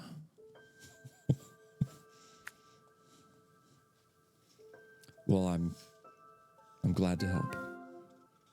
By the way, you don't have to wait for me to do these puzzles. You can do these puzzles anytime you want. JigsawExplorer.com. But they are nice to have on stream. All right, looks like chapter 25 is starting out with Ivar. So, let's see what happens. So, she is your blood, Ivar thought aloud. The room was empty, and Mulaney still slept. The Mordor sat in a chair, twisting Alina's vial in his hands. Should we go then, find another? Alina warmed the vial, returning it from icy to normal. We go as planned. Her voice rang out in his mind. This changes nothing. Despite her statement, the vision of her and Mulaney laughing in the woods flashed in Ivar's mind again. They looked happy, content as if evil vanished from the world. Ivar wondered at what point that changed, how two sisters who looked close with each other could end up on opposite sides of the spectrum, one filled with power, and one filled with hate. She's your sister, your flesh and blood. Ivar, despite himself, was a little set back by his lady's willingness to occupy and subsequently kill her own sister. It doesn't matter. We continue with our plans. As you wish, Ivar said, setting the vial back onto his belt. Are you getting soft? It was nearly a statement instead of a question. Absolutely not, he said, suddenly angry. You would do well to remember your place, sorceress. don't make me the enemy. Her tone was suddenly flat, void of emotion. I know who my enemy is, he said, his gaze returning to the brunette slumped on the ground before him. I know what my goal is. That will never change. I will take you there if you stay the course. Her voice was soft now. She was backing down. I know. Who were you talking to, sir? Ivar turned to see a baffled Aldo in the doorway and shook his head. Myself. The men are settled back in, and I set up extra guards around the perimeter of our camp, Aldo reported, stepping the rest of the way into the tent. We'll be prepared this time if the Shades come looking for her. Rest assured that they will, Ivar said. There is no if. Well, we'll be ready. I hope so. I don't need to lose any more heads. Aldo gulped. He knew his master was serious about including him if need be. He was on thin ice. I will be sure there will be no head losing except for the Shades' head, sir. Do that, Ivar said, growing impatient. Now leave me with her. I have much to think about. Yes, sir. Aldo glanced at Melanie and then made a quick exit out the door, the flap softly rattling against the side of the tent as it closed. You need not worry, came a croaky voice. Ivar whirled around, his hand flipping his dagger out of the sheath and holding it raised and ready. Melanie was sitting up, her back against the tent wall. Her eyes were bloodshot and her face smudged with dirt. She looked like she had rolled around in the mud before coming here. Ivar lowered the dagger but did not put it away as he studied her face for a moment. It was nearly identical to Alina's, but softer, less severe, and instead of a conniving expression, she looked only sad. I always worry, he finally snapped. The dagger went into the sheath with a click. I'm not going anywhere, Melanie said calmly, her voice steadier. You don't have to worry about me escaping. I just said I always worry. Although you are right, you aren't going anywhere. As myself, at least. Ivar looked taken aback. Melanie's lips upturned slightly in a sad smile. You thought I didn't know? Then you will not fight us? Alina's vial warmed slightly. Ivar got the impression she had hoped for a fight, something to make it all more interesting. Melanie's smile disappeared. I owe it to my friends, my fellow Shades, not to get any more of them in this mess. I already nearly cost a new friend her life. Ah, so you're playing the martyr, Ivar sneered. I'll have you know that doing this will not save your friends. We will slaughter them all after we're done with the ceremony. They will be dead within a month, and you will be dead as well. I will live for a while within my shell of a body, Melanie said. You know that as well as I do. You won't be in charge, though. She will be. She has ambition, that's true. Melanie's face fell. I wish it had never come to this. Speak for yourself, Ivar muttered. He turned away. Did she tell you why I'm so willing to do this? You just told me. You think you can save your friends. It isn't just that, you know. Melanie's voice filled with unshed tears, grief that had never been expressed. Ivar recognized the sound, despite himself. He curiously glanced back at her. Her face was sheer white, her hands shaking as she attempted to adjust her matted hair. The vial began to heat to an uncomfortable level. Alina was becoming angry. That meant that perhaps Mulaney knew something he didn't. He thought a moment and nearly asked, but knowledge could be dangerous. He pinched the bridge of his nose and shook his head. You talk too much. You overthink, Mulaney responded, sitting up straighter. Well, either out with it or shut up and go back to sleep, he growled. Since you put it that way, she said, I think I am a bit tired. Ivar turned and pushed his way out of the tent, nearly knocking over one of the attending guards. Watch her, he snarled, stomping into the woods. And there's a break in the story. Dun dun dun dun dun. It's kind of like one of those, I know something you don't know, doota, doota. I know something you don't know, and I'm not gonna tell. This puzzle is hard, dude. Roll. I could have made the pieces more.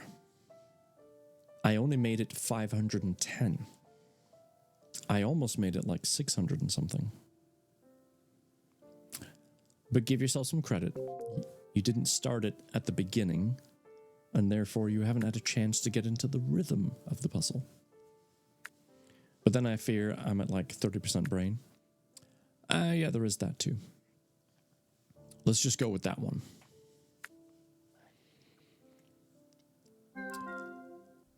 The morning following Fiona's tornado, Leah, Natalie, and Dax announced their plans to break off from the group.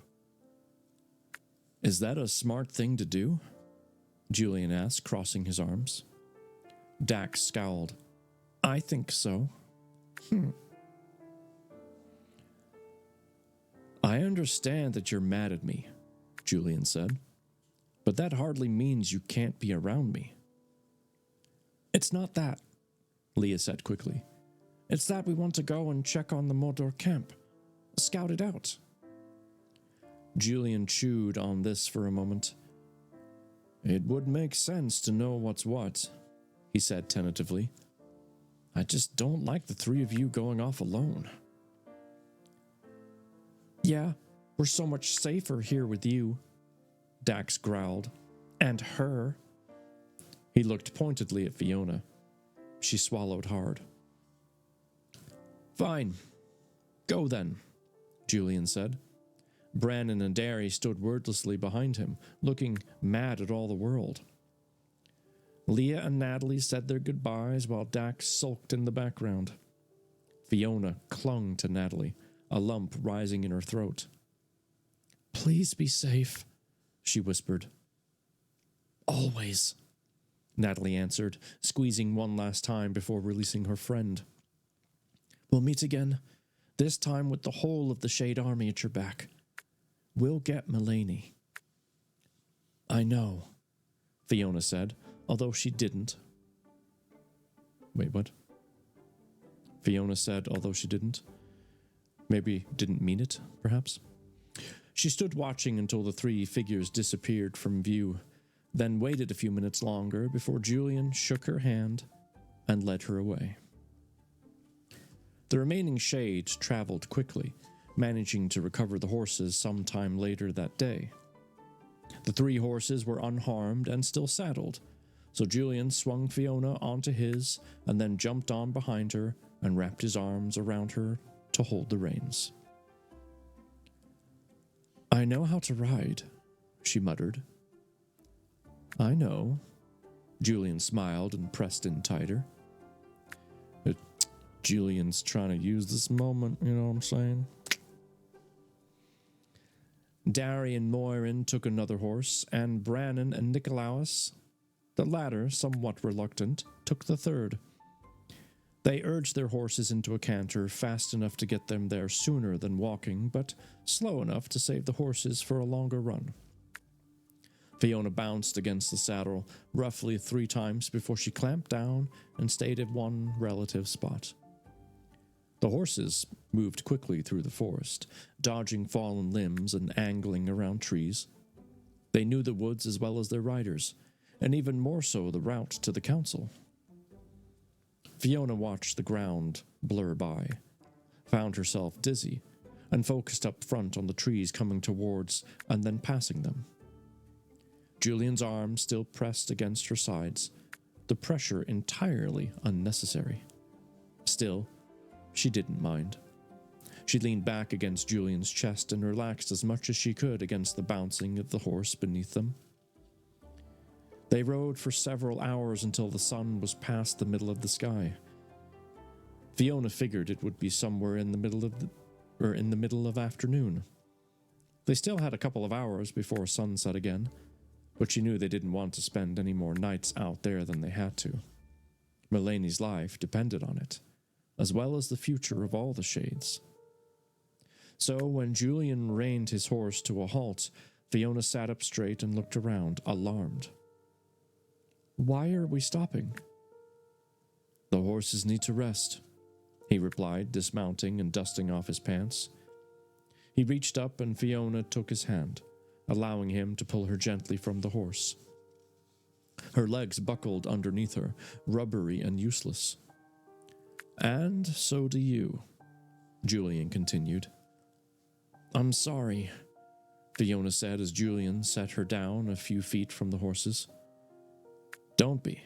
It's quite a ride." Julian, Brannon, and Derry wasted no time unsaddling the horses to let their backs breathe. All 3 animals wore a white lather of sweat from their necks to their tails. Fiona felt terrible for even asking why they were taking a break. It was apparent Julian was right. Do you hear that? He was right. Huh. Reaching into their saddlebags, the 3 men simultaneously, as if rehearsed for special effect, pulled out deerskin cloths and began to wipe down the horses, spraying the ground with foam and dirt. The horses stood patiently, waiting for the men to finish. This was routine for them. Nicolaus sat next to Fiona, well away from where Moirin still eyed him in dark suspicion. "I think she means to kill me," he muttered. "Can you blame her?" "You were one of her captors, after all," Fiona said. "No, I don't. I also prefer to stay alive." "Well, give her time. Maybe she'll come around. If not, maybe one eye open at night wouldn't be such a bad idea." Fiona sounded flippant, but her insides clenched at the thought of Nicolaus being hurt, especially when it was completely unnecessary. He meant none of them harm. That much she was sure of. If only Moirin could see that. Fiona reached over and patted Nicolaus's leg. "For whatever it's worth, I hope you survive this," she said with a grin. Nicolaus nodded, his lips upturned slightly. "I thank you for the sentiment, dear lady," he replied. Fiona snorted. "What's so funny?" Julian asked, suddenly beside them. The horses stood where they were, reins loose and backs shiny with sweat. "Nothing," Fiona said, sobering instantly. Julian studied them as if calculating something. "It's called jealousy." Then shrugged and sat on Fiona's other side. "Well then, I would say the horses will be okay to continue in another half hour or so." "Good. The sooner we get to Shades Hollow, the better," Fiona said.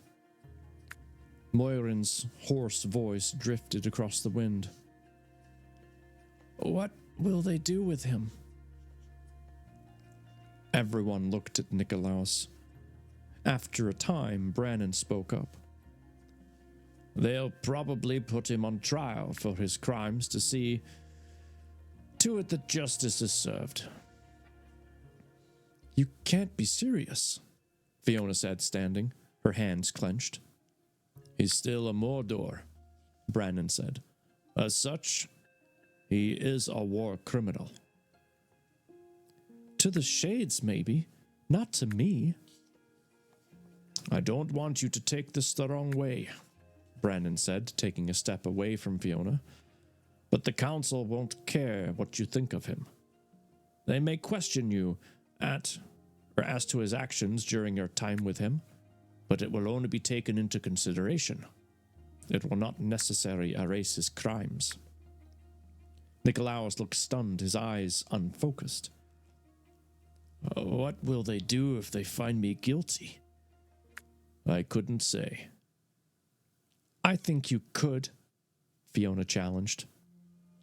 I'm not a council member, Brandon said. Julian stood, putting himself between Brandon and Fiona, who was leaning forward with anger etched across her face. Okay, easy. We don't know if they will do a trial, Fiona. They have been occurrences that may gratify the council and spare him, like helping us escape. There better be, Fiona muttered, lifting her skirts just enough to clear the rocks and whirling away from them. Let me know when the horses are ready. She set a course down the hill to the bottom where she sat and stared at the grass. And that wraps up chapter 25. Just in the nick of time, too. Look at that, right on the hour. So, it's obvious to me that Fiona has very much so a heart of hearts. She is a caring individual, and even though this Nikolaos guy was her guard, her captor, she knew kind of early on with him that his heart wasn't in it, like the other Mordors. So, it's interesting. She has this ability to tap into her affinity, her ego, even though others cannot because of their lack of strength right now, which makes her stronger than the others in one hand, and yet untrained, though.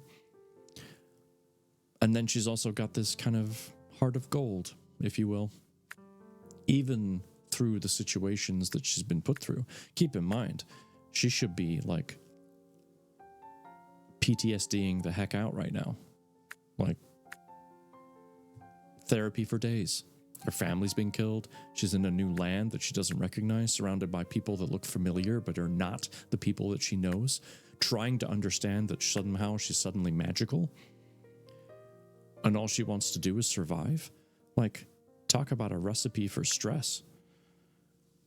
And yet through all of that, she still cares and thinks about others.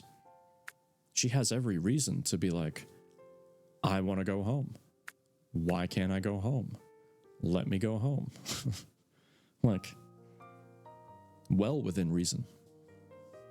And yet, she's trying to save the life of other people that she hardly knows. To be fair. She's getting to know, absolutely. But if you look at the bigger picture, this is just a blip of her timeline. And yet, she's trying to save their life, putting her own life at risk. That is a character. All right, let me take a quick look-see at what is going on Twitch tonight, because there's a few people online that we could go say hello to. Certainly is. Although I am tempted to go and raid our author one more time, just to show some love for her and her book. She's currently...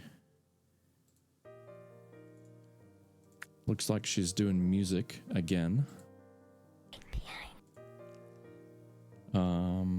Playing her violin. She's such a talented player. We've got Maldini playing Overwatch. Hunter's Gaming is doing Call of Duty. I think I want to raid the Hype Mind folks. I really, really do. But because we're reading a streamer's book, I want to raid her more often for the moment. We are almost done. We're entering into chapter 26, and there's 35 chapters. We only have 9 chapters left, maybe 2 to 3 streams at most.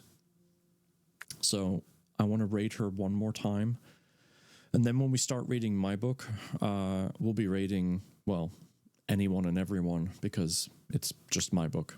So not a big deal. So please, if you don't mind, stick around for the raid. I would love that. Thank you so much for the new follows tonight, the gifted subs as well, and just for being here in general. I really, really appreciate it. I hope you have an amazing rest of your night, your day, and that whatever you get up to this week, it is peaceful, calm, and just the week you need, you know? We love you. No, I love you, citizen. So thank you, thank you, thank you. Thank you for the stream and puzzle. Absolutely. Please take care of yourselves. Take care of each other. And I hope you have an amazing night.